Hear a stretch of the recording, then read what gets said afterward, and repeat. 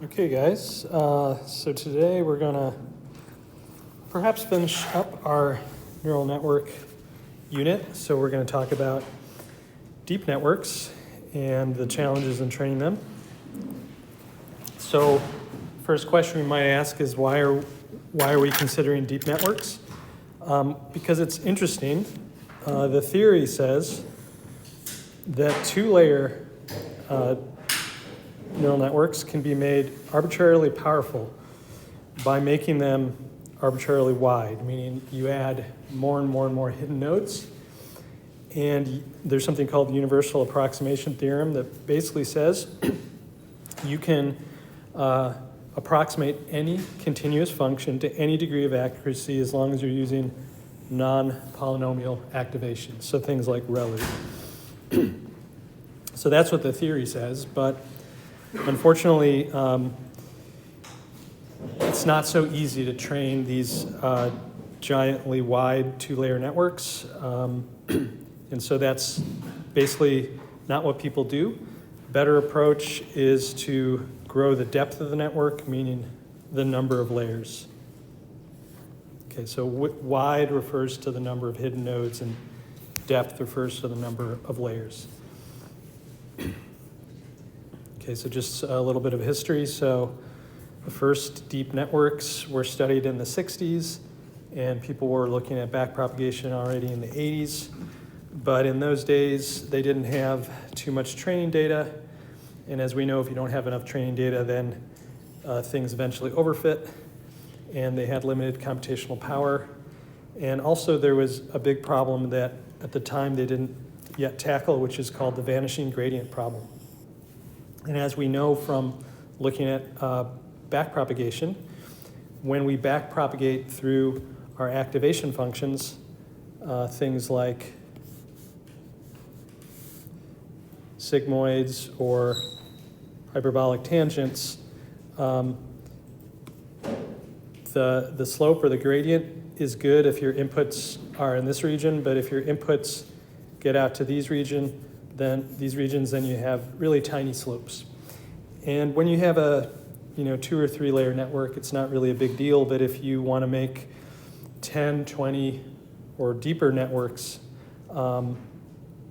these per layer gradients that are less than 1, they kind of accumulate. And what that means is that the parameters near the beginning of the network just don't really get trained. So this was something they didn't quite understand back in those days. And so basically since then, there have been a lot of practical advantages, practical techniques invented to get around some of these issues. So one thing we'll discuss are improved activations. And then we'll also talk about other training tricks like careful initialization, learning rate scheduling, batch norm, dropout. And although we won't get into these details in this unit, in future units we'll talk about specialized layers that are different than our linear layer. Okay, so let's talk about the activations. So I think we've seen this before, but the ReLU function, the ReLU activation is a mathematically very simple function. So whenever the input is negative, it outputs 0. And whenever the input is positive, the output just equals the input. And this nonlinearity is enough to make a neural network that performs quite well. And in fact, for deep networks, this was one of the original fixes because anytime you're over here, the gradient is exactly 1. So when you cascade many of these layers, the gradients don't vanish. However, once in a while, you can get sort of a secondary problem, which is when your network is trained and you look at what happened, you might find that there's some activations that for all your training data are 0. So like somehow for all the training data, the features going into that activation are like in that region. And basically that means that that node is not doing anything for you. So that's called the dead ReLU problem. And so to fix that, there have been a number of modifications of ReLU. So one idea is called leaky ReLU. And what you do with leaky ReLU is this slope, you just make it a small number, something like 0.01. I believe that's the default in PyTorch. And just having that small amount of gradient prevents things from nodes from dying. And then you can go one step farther and you could say, well, this this slope here can be a learned parameter. So you can actually optimize that as you're training your network. That's called the parametric ReLU. And those things were definitely advantages back when they were proposed. This is like in the, 2012 era, 2013 or so on. And then the field kept working, and they are still working on improving activations. And one thing that today's state-of-the-art activations do is they avoid this, this discontinuity in the slope. They use smoother activations. So here are some examples of some more recent activations. So this is a sigmoid, just for reference. We know about that. That does not work well in deep networks because of the vanishing gradient effect. And then we have the ReLU in orange. And then here we have three more modern activations. The green one is the Gaussian error linear unit, the GELU. And then we have Swish and Mish, which are pretty similar over here. But over here, they're a little different. You can see that Mish looks a lot more like GELU over here. So, small deviations in the idea, but people have shown that these have noticeable effects on the quality of the trained network. Question? Looks like Jello also goes to zero pretty quick. And the negative is like vanishing gradient more problem than positives, or? I think so with the vanishing gradient, the issue is that, so like ReLU already pretty much solves the vanishing gradient problem in the sense that you just want to avoid, for all of your training samples, to have things here.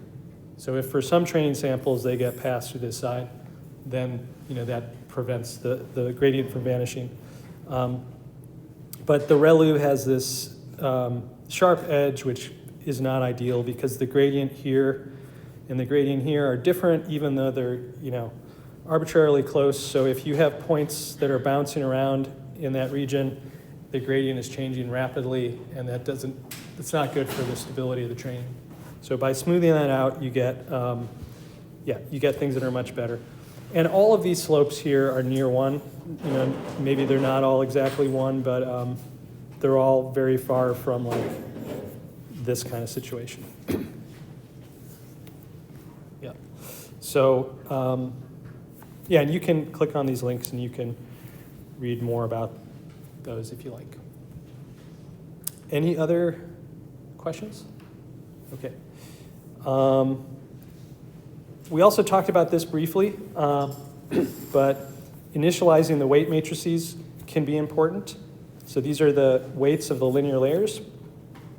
And what we said before is especially if you're using these sigmoids, and if your weights are initialized very large and most of your samples are far from the origin, or most of the samples going into the activation are out here, then you have very small gradients and you have a difficulty in propagating those gradients. So especially with things like the sigmoid, you want to keep your initial inputs to the activation sort of in this range here. And so for that, you need to make sure that when you initialize these weight matrices with random numbers, that the scale of those random numbers is appropriate. Again, this is because it affects the gradient magnitudes, and you want those gradient magnitudes to be roughly of the same scale across all the different layers. Otherwise, some layers will train quickly and other layers will get stuck and so on. So essentially, so they're typically initialized like IID zero mean uniform or Gaussian, but then the question is, what is the standard deviation? And the recommendation is to make the standard deviation some number gain divided by the square root of the number of input nodes to that layer. And the gain depends on the activation function that is at the output of this linear layer. And so when you look at what is done in sort of the default initialization for PyTorch, when you do an NN linear, it actually uses this standard deviation with the zero mean uniform. And that is sort of a legacy choice that is only optimal for the identity activation. But in general, we're not going to use identity activation. So you want some variation on this. And there's a library of functions in nn.init that after you instantiate your network, it can go through and it can change the initializations so that they're properly applied for the activations in your network. So this is something you can do to fix the problem. And there's a really excellent video by Andrei Karpathy on this topic. He's kind of one of the big names in deep learning and in AI. He's worked at a lot of the big companies over the years and was a very early kind of famous contributor. And he also has been doing a lot of educational stuff. So he has a great YouTube channel that has super great videos.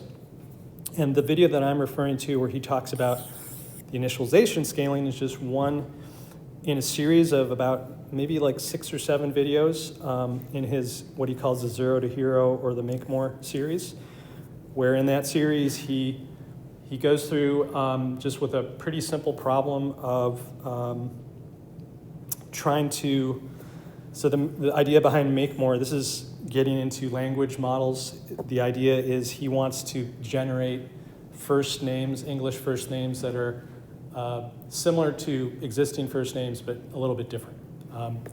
And so he does this by like a character by character predictor. So kind of like a large language model. Those usually work on words or something like that, but he works on characters. And he goes through with a series of videos and he starts with really simple methods and then grows them. But all the while he is coding in PyTorch, and he is coding very much like by scratch in PyTorch. And you can really see the effect. He takes you through all the details, everything you need to worry about. You can really see how things are done under the hood. And yeah, so if you have the time and you're interested in this kind of material, I strongly recommend the series of videos. They're about 1 or 2 hours a piece, and there's, like I said, 6 or 7 of them. So very educational. Okay, any questions on initialization? Okay. Okay, so another approach that's kind of separate but kind of related a little bit is to use something called batch norm, usually after each linear layer, although some people do it after the activations. The intuition behind batch norm is like an extension of standardization. So we learned about standardization, which the idea there is to take every one of your scalar features, remove its mean, and scale the variance equal to 1, right? And we know that that is important if you're doing regularization, things like that. So the idea here is to do that at every layer of your network. And the idea is that if every layer of your network is always working on like zero mean unit variance entries, then all the learning works a lot better, because it's not like some layers have gigantic parameters or some features are gigantic and others are small. In that case, what happens is, the larger ones train faster or they go unstable. The smaller ones train slower, they get stuck, and so on. So this is the idea behind batch norm. So here's the standardization part. So what we have here, this quantity is, let's say, the linear output in layer L, and this is the mth linear output. So you know at that layer you have a stack of outputs coming out of your linear layer. And so here we're computing the sample mean across the mini batch. Okay, and we're going to call that Z bar. And then here we're computing an estimate of the standard deviation across the mini batch. So these are the same formulas we have seen for standardization.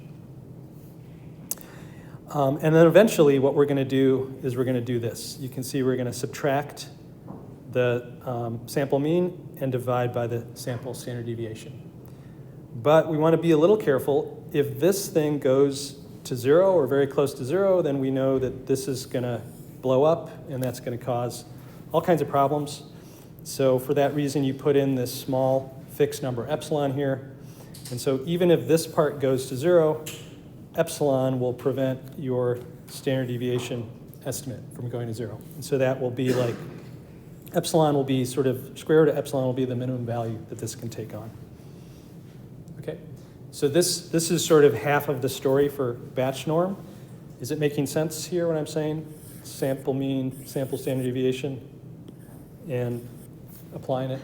Okay, so now there's this idea, well, how do we know that zero mean and unit variance is actually the best choice at every layer, at every feature? We don't. In fact, we talked over here about initialization scaling. We said actually we want the outputs to be matched to the activation that comes afterwards, to be sort of distributed over the right range. And maybe the zero mean standard deviation 1 doesn't do that for us. So in addition to the standardization, there's a second thing, which is it's going to learn an optimal shift and scale. So here is the scale, and here's the shift. Okay, so this is like the standardized data, but then you're going to rescale it and reshift it with some learned quantities. So these guys are learned, during training to minimize your loss, like all your other parameters. And then this part here is responding to fluctuations over the batches and across different features M and different layers L. Okay, so that's sort of what batch norm is doing. Is everything clear? All right, any questions? Okay, so this is what's done during training. During testing, we can't really do this because, for example, we might just have a single test sample, not even a batch, right? So if I have a single sample, I can't compute standard deviation. So what you do is, while you're training, you build up some rough running estimates of these two quantities. You just sort of average them, do this like running average over all the batches you've seen or all the epochs you've seen in training. And then these are now some fixed numbers, and these are used during inference. They basically replace these during inference. So this equation happens, but these are now not batch dependent, but just some fixed scalars that you have kind of adapted to during training. And then, so when you do this, it's important in PyTorch to tell your model, now I'm training, now I'm evaluating, because it will kind of turn things on and off in the model. It will switch these out for the right things, the right parameters when you're doing your inference. Okay, so that's kind of the rest of the story.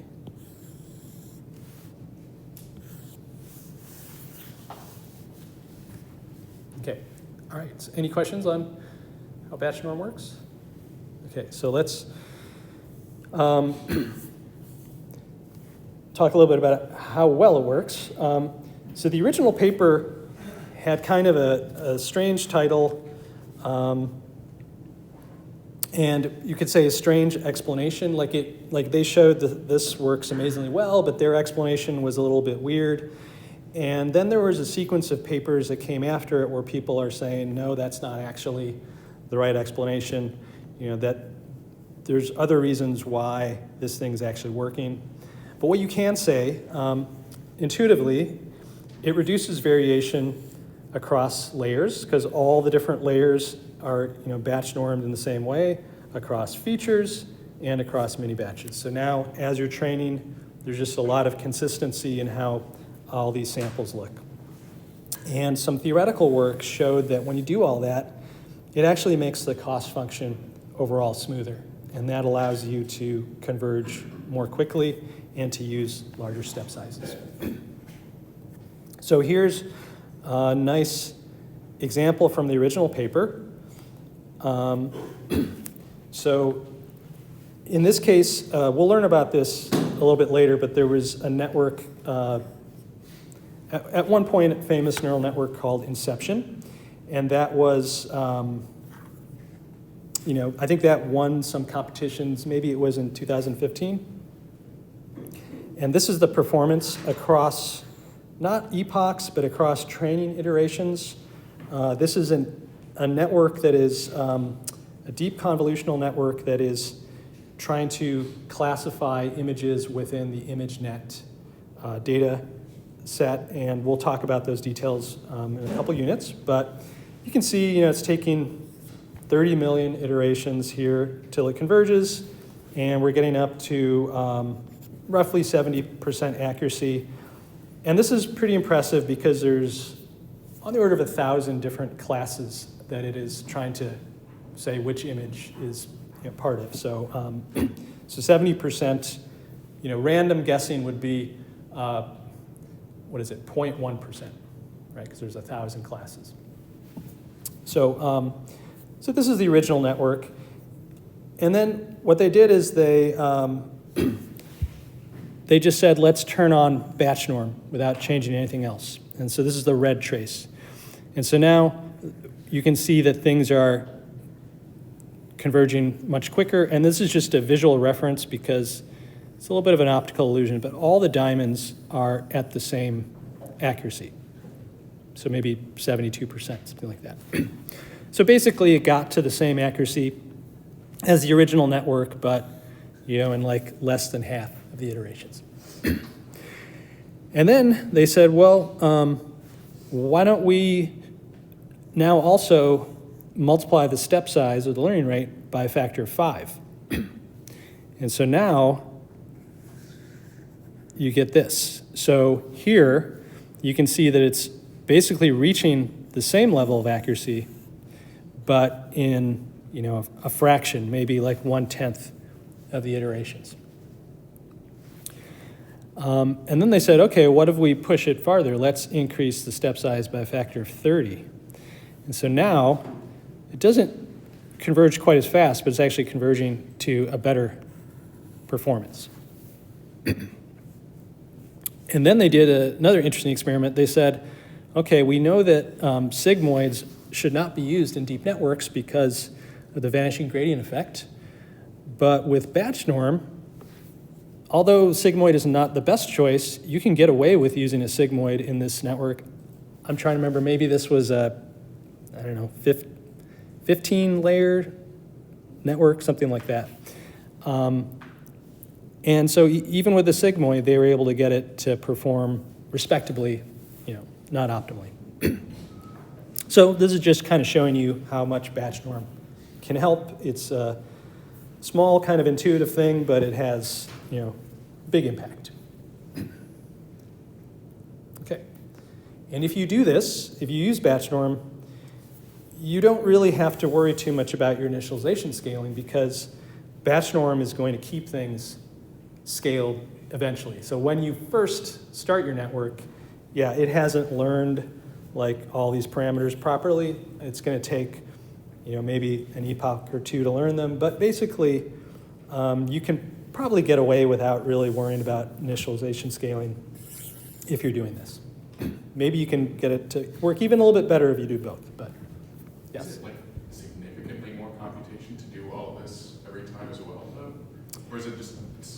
not that much. Most of the computation in the networks we have talked about is going to be in the linear layers, because that's where you're doing all these multiplies, right?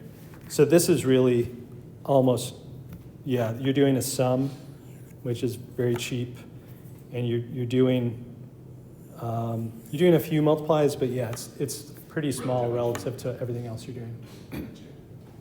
And it allows you to run it with, less iterations, which is really reducing the complexity overall. Yeah. Okay, so that's batch norm. Any questions? Okay. So then there's another training technique that boosts performance called dropout. And dropout, what it does, it's almost a bit counterintuitive. While it's training, it zeros a random subset of activations in each batch and layer. So here's sort of a visualization. Maybe you have this network where you start with these features and you end up with this classification label, and the way that the arrows are drawn, you can see that we're using dense layers, matrices with, no non-zero coefficients, meaning everything is connected fully together. And then when you use batch norm, for every batch, you come up with a random pattern or a random subset of nodes that you just basically take out of the network. And you can do that by multiplying them by 0 or however you do it. Essentially, they're not there. And so there's different ways to understand, what's going on or why this is helping. One way you can think of it is that it's like sometimes when you're training as an athlete, during training, maybe you'll do things to make training harder. Maybe you'll use heavier shoes if you're a runner than you're going to use on the race day. Or if you're a swimmer, you're going to use suits that have a lot of drag, so that. But then when you race, you have a very sleek suit. So you're sort of just, when training, you give yourself a harder workout. And if you're dropping out a significant fraction of your nodes during training, yes, this makes things harder for your network. But then during inference, you use all your nodes. You do this only during training. Another viewpoint, which will make more sense when we start talking about ensembles, which I think we'll be able to do on Wednesday. So an ensemble is basically when you have several different predictors that are all giving you slightly different predictions, and if you're smart, you can combine them in a way that you get a better prediction than any one of the individual ones. So that's what an ensemble is. And this is another view of what dropout is doing. You can think of this as sort of like an ensemble of many of these simpler networks, and you're training these simpler networks to work well kind of on their own, but then at inference, you get to combine them all, and you get this sort of ensembling effect where you get kind of the sum of all of them working at the same time. So that's basically what happens, the high level behind dropout. Any questions on that? Is that making sense? Okay, so just to understand a little bit more of the details, so if we say that this is the activation in layer L and batch index I, and actually sample index I in the batch, and this is the channel, like which one of these, or the feature index within that layer. So you multiply the activation by a Bernoulli random variable that is either 0 valued or 1 over p valued. And p is the probability that you leave nodes on. So the default p is 1/2. So meaning half of your nodes are zeroed and half are allowed to stay on. And when you zero half of them, the ones that you leave on, you actually multiply by 2. So the idea is if you're taking all these nodes out, you the overall strength of the signal going in here would be like roughly half. And so what you do is for any nodes that remain, you give them a gain of 2 to preserve the overall strength of the signal going to there. And so if you leave only 1/10 of your nodes active, then you're going to multiply their gain by 10. So that's the idea. So the idea is scale it by 1/p to preserve the average value. And again, this is something we only do during training, not during inference. So here again in PyTorch, we have to know which mode we're in to get things to behave properly. Okay, so that's kind of the details. Yes? Like on average, what percent of nodes would you be dropping out? Is it normally like 10%, 50%? Well, so the default here is 50, but this is a hyperparameter like anything else. So it's one of these things like you have like your validation fold and you have your training fold and you have like a grid search or some kind of search over various probabilities, and you see which one is working best. Gotcha. Yeah. Okay, so a few comments on this. So because we're making training more difficult by zeroing out these network nodes, this tends to increase the number of training epochs that it will take us to get a good result. So it adds complexity in that way. Also, it reduces network capacity, and by network capacity we mean like the overall strength of the network, because we just have a weaker network now. So in order for this to work well, you actually have to start with a network that is kind of too powerful almost. And then you can think of this as a sort of a form of regularization. Is by starting with a really powerful network, you can drop out nodes and it still works okay. But then during inference, you combine all these okay networks and you get a great network. So that's the idea. And so one thing that I see a lot in the final projects year after year is that the students working on the neural network part will sort of optimize their network, by choosing all the different things like how many layers, what's the width of the layers and so on. They'll optimize everything and they'll get it working, maybe as good as it can be. And then they'll try to see if dropout helps. But that is not going to work, because if this network is working well without dropout and now you try dropout on it, it's going to be too weak, right? So they always find, nope, dropout's not helping.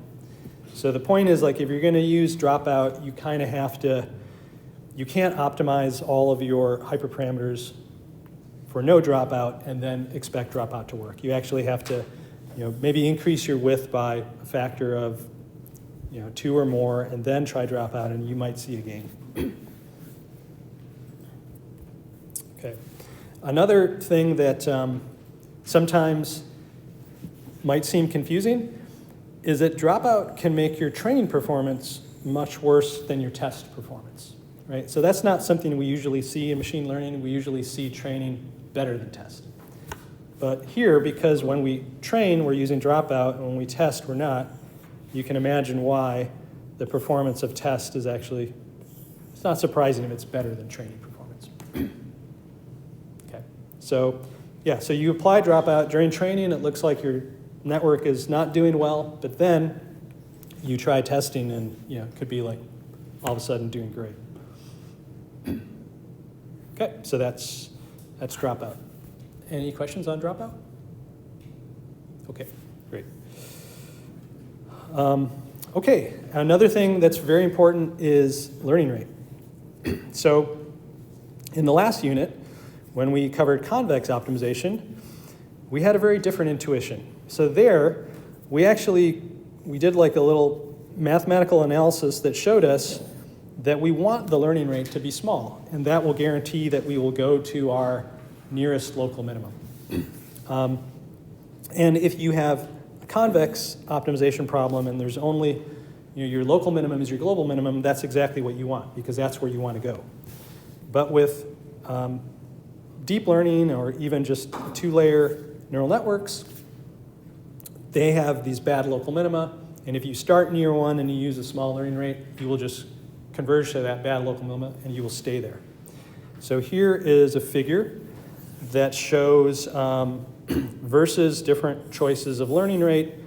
And this is just running just a few iterations at the beginning, starting from a random initialization. You're showing the loss here. And so you can see that when we start, when we use these small learning rates, anything between 10 to the minus 7 and 10 to the minus 2, we don't really get anywhere good. Here, maybe we're just not moving much at all from where we started randomly. And then here, maybe we're going somewhere, but it's not a good place. So then we have this range here of much larger learning rates where things are working much better. But then, as we've seen in some other examples, even with convex optimization, if your learning rate is too big, then you get some crazy behavior. We're overshooting all the good minima and so on. So just to kind of show you that you really want to be sort of in a certain range of learning rates for things to work well with neural networks. Okay, so that's the first idea. Small learning rates can cause convergence to bad local minima. So small is not necessarily good. So if you start playing with things, you'll notice that in some sense there's no one learning rate that is ideal, in the sense that when you start out, you want your learning rate to be large enough that you escape these bad local minima. And so maybe you want to make it, these are actually pretty large numbers, 10 to the minus 1 or something, make it on that order. But then what happens is you'll notice that it gets to sort of a good region of the loss landscape. It's giving you pretty decent performance. But what's actually happening is it's sort of bouncing around. It's never settling to the bottom of that good local minima. So you're kind of getting performance around here, not there. And so because it's bouncing around, what you actually want to do is you want to decrease your learning rate, and then it will won't be bouncing around quite as much, and it can settle to a much better location. So this is the idea behind a learning rate schedule. So you use large initial learning rate to escape those bad local minima, and then a small final learning rate to converge to a good one without bouncing around. Okay, so that's at a high level what seems to work really well. And there's many different specific approaches to this. So PyTorch has many of these learning rate schedulers. So one of them, a stepwise scheduler, for a certain number of iterations, it's one learning rate, and then it decreases, and then it's another and another, and so it goes in steps like this. Another one is exponential, which means that at every epoch, the learning rate goes down multiplicatively. So maybe it goes down by 0.9. So it basically, it has an exponential decrease. And then there's another one that's cosine based, so it looks like a half of a cosine, or a raised cosine. So it starts out kind of high, and then it gradually gets down here, and then it kind of settles out. And you can specify the high and the low points. And there's many other ones too. So any questions on that?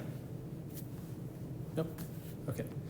So then some people say, actually, what you want to do at the beginning is you don't want to just start high and go low. You actually want to kind of start low and then maybe ramp up to something high and then come down. So, so those are called cyclic schedules. In some cases, they even go up and down several times, hoping to maybe bounce in and out. But these sort of one-cycle schedules are pretty popular.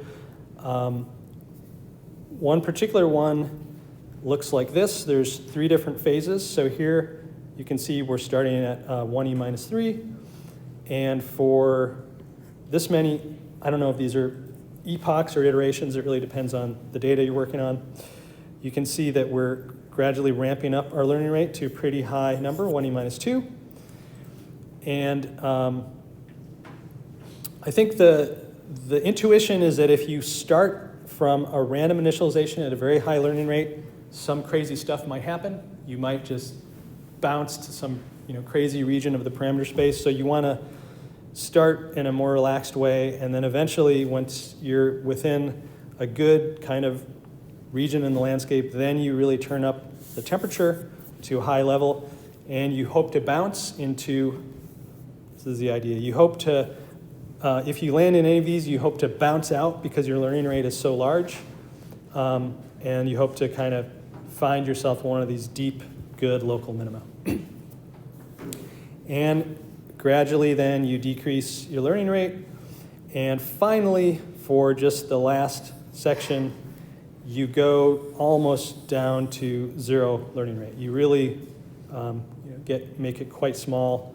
At the end, you really just try to go right to the bottom. So to do this, you have to say, what am I starting at? What's my peak? And how long until I hit my peak, and so on. So there's a few hyperparameters to tune. There's some recommendations for how to figure out these numbers, something called a learning rate range test, which is actually, I believe that's what this figure is for here. What you do is you start from this random initialization, and you run just a couple steps at many different learning rates, and you see, roughly speaking, for your network, what is like a decent range. And so they say, okay, when you see this curve come down, anything in this range are sort of where you want to, I think this is where you want to start here, and then you go up by order of magnitude. So anyway, you can click on the link and learn about it, but I've found that this actually works quite well in practice. So at a high level, all these things with the learning rate, we're trying to escape the bad local minima and converge to good local minima. I mean, these are just tricks that people have found after countless, many people trying things, different problems, and this is sort of the wisdom of the field right now. So, any questions on the learning rate or the scheduling? Okay, it's pretty easy to do in PyTorch. There's an example in the demo I'll describe in a moment. And but these are not the only strategies to avoid these bad local minima. There's also these algorithmic strategies like momentum, adaptive step size we talked about. So these are just properties of the algorithm you're using. Most people seem to use one or two standard algorithms without really worrying too much about trying different optimizers. So so this is not maybe as important of a hyperparameter optimization as some other things. Just use a good optimizer like Atom or AtomW, and then things work really well. Are there some algorithms that are just straight up better in terms of you should always just try to use one of them in a set? That's what I'm saying. Or is it just Yeah. Got it. So like, there's some that tend to work really well for a lot of problems. So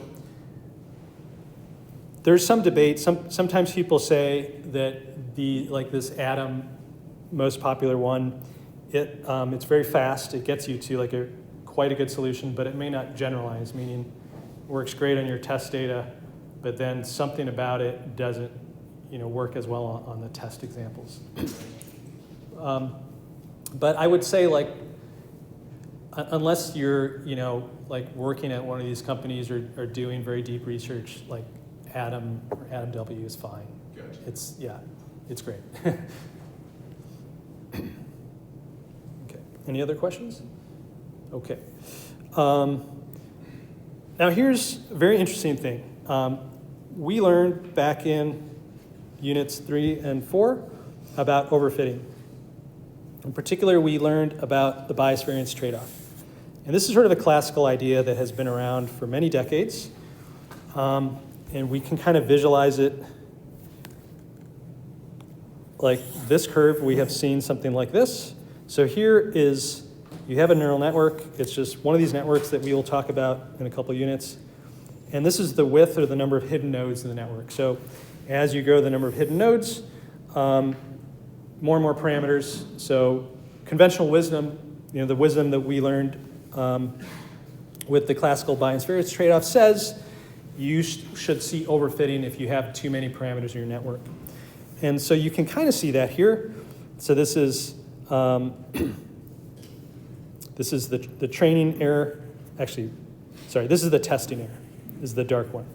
So you can see that, yes, in this region we have like bias is too large, so we make our network more powerful, add more parameters, come down to this sort of best place, and then if we add more hidden nodes past that, we see that there's this overfitting happening, right?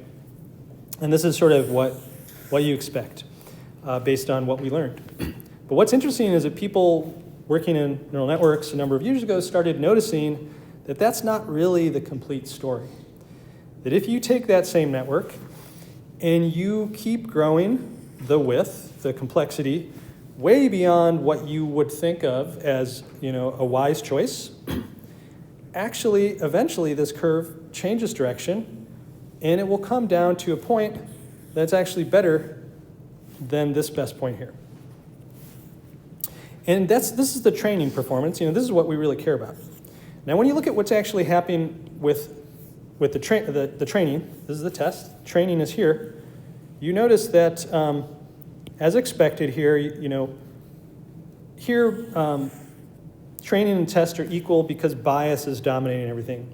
At a certain point, we start to notice this gap between training and test, and we traditionally have thought about that as overfitting. Well, if you keep adding parameters in this neural network, eventually these things can get extremely powerful. And even if you have a large data set and you make your network just even more large, it will start to memorize all the examples in your training set. And it will do perfect eventually on your training data set. So the network on which this was trained has like 1 million or more images, right? But it has somehow, with all those billions of weights in this, it has basically memorized everything that's happening.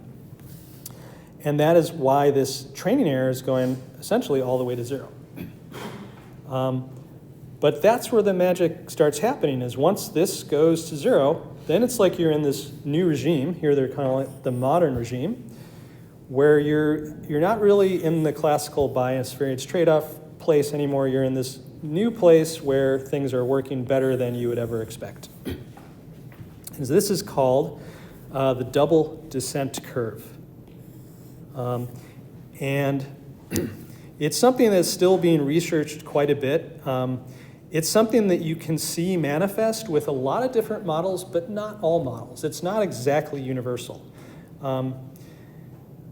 So it definitely seems to happen with most neural networks that we build, that you see this behavior.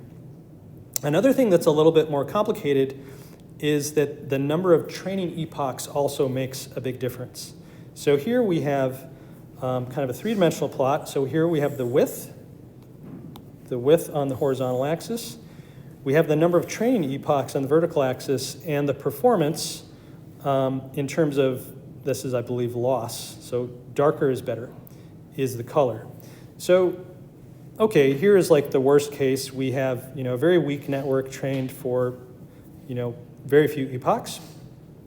But if we look at this small model regime, which is kind of where we would tend to think of working, and you look at what happens when you increase your training epochs, it's sort of what we would expect. Things just monotonically get better as you train longer, right? And it will just stay that way. So this is sort of this traditional regime. But now you move over here to this kind of in-between regime, and there's this weird behavior where things start getting better in your training, and then they reach a best performance, and then if you train longer, things actually get worse. And so, you have to now be very careful as to how long you're training, because if you train too long, you'll actually have worse performance. So this is kind of weird, but here again, if you go to this large model regime, where you're, out here, once again, you do see this non-monotonic training behavior. So things get better, then worse, but then eventually they get better again. And so what you really want to do is you want to use a really powerful network and you want to train it for a really long time. And that's when you can hope to get to this really great performance here. Okay, so the whole point of this is that our conventional wisdom about overfitting doesn't actually work with most neural networks. That when we think I don't want to have too many hidden nodes because I'm going to start overfitting, well, you can try it. It doesn't usually happen. Or if it does happen, it might be because you are not training long enough or because you don't have enough hidden nodes. So when you really add a lot, you train for a long time, you get this kind of best performance. Okay, so we have to change our mindset a little bit when we start to design and optimize our networks. Okay, and this is not only for neural networks. You can see it manifest in some other problems, but sometimes, even with linear regression, you can see this, but you have to do some special things to get your linear regression parameterized in a certain way, and then you can see it. Okay, the papers, the links here have more details if you want to get into it. Okay, any questions? All right, so I think we're almost done then. So let's just talk about one demo that is included here to showcase some of these ideas. So this is a very famous data set for machine learning, MNIST data set. This is handwriting recognition. So we're given one of these small black and white, in other words, grayscale image that has 28 by 28 pixels.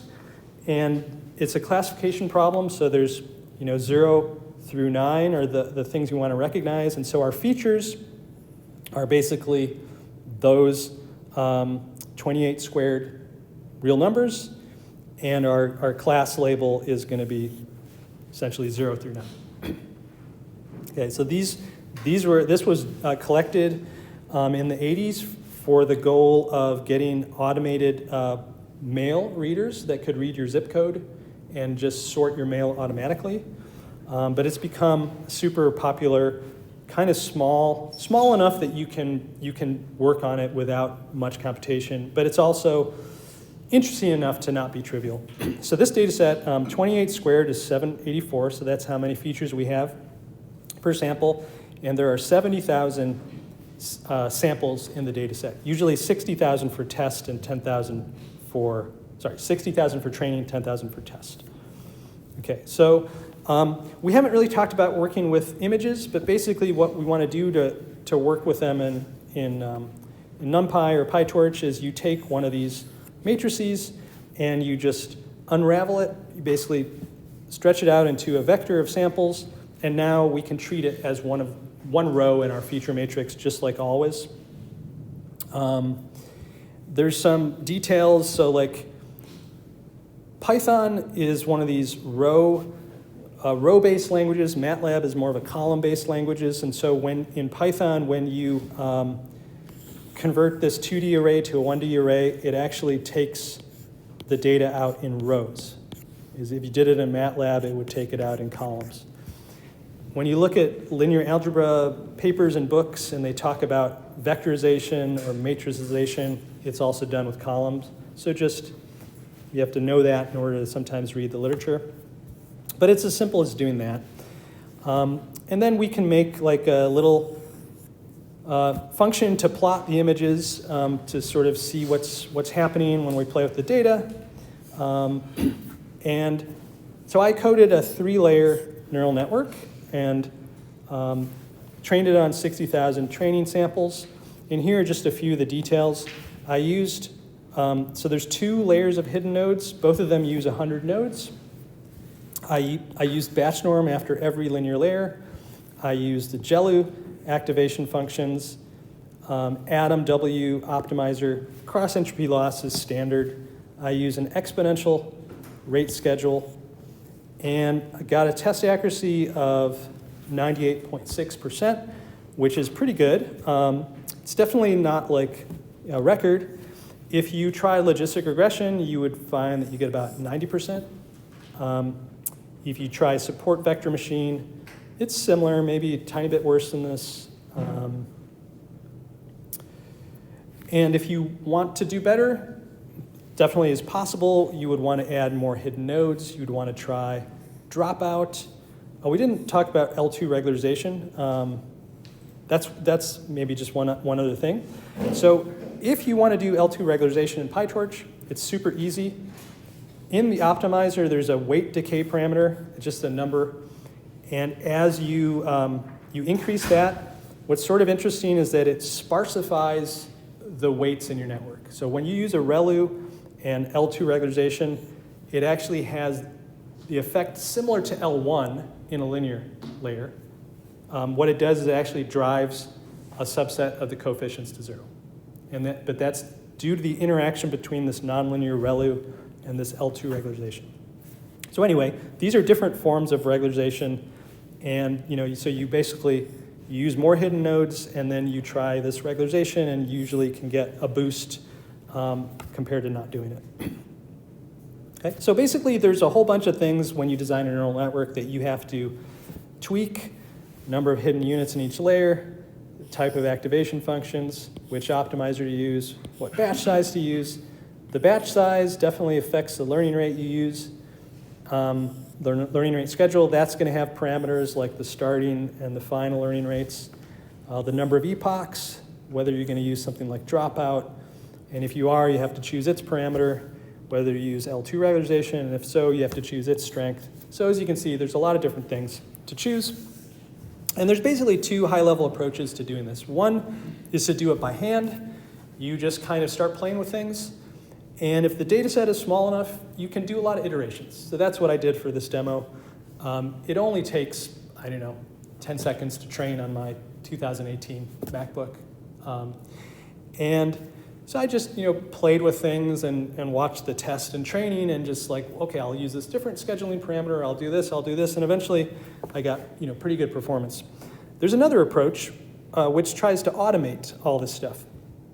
And there's a package like Optuna that is probably the most famous package to doing this. And so what this package does is it kind of runs on top of your code, and you give it like a very long list of things you would like to try. You say, try all the learning rates in this range, try, dropout, try these dropout parameters. You give this big list of all the things it can try.